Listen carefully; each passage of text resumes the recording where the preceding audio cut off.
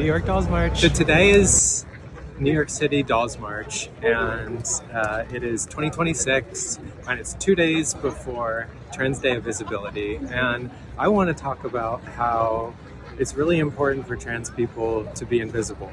And that's very contradictory because, visibility is so important with what we're working with in this environment. But before I go into talking about why it's important for trans people to focus on the invisible, I want to focus first on a little bit of a reflection on myself in the context of the environment. So, I've been out for 7 years now, and I feel very established, and I'm very grateful for where I am, and I also feel very proud of myself. I feel proud of all the interweaving and changing dynamics of how I show up, maybe a little bit more doll-like, something I'm exploring a little bit more recently, to showing up at the office in a little bit more formal manner, and I'm really open to that. So I think first, in the context of this environment, I feel very strong, and I guess that's really the second area, which is when we feel proud, it can sometimes be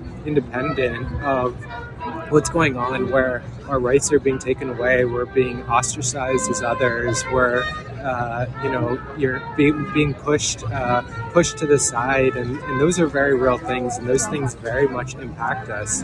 But we have the choice of how we show up. So that's where we're going to pivot to the most important piece of this, which is being invisible is so important for visibility. And what do I mean by that? Well, I think the first thing is how we choose to show up for ourselves, and doing the things that are invisible to other people are so important for visibility. And it starts with the most fundamental things of our body and our minds, and making sure we're taking care of ourselves, we're eating the right foods, we're exercising, we're getting outside, we're doing activities with our friends, we're socializing, we're doing all those things that are really that foundational level. And it's not until that point that we can begin focusing on our mission, and really centering on that second piece, which is what's important to us. And that could be our career, how we show up in the world, or it could be our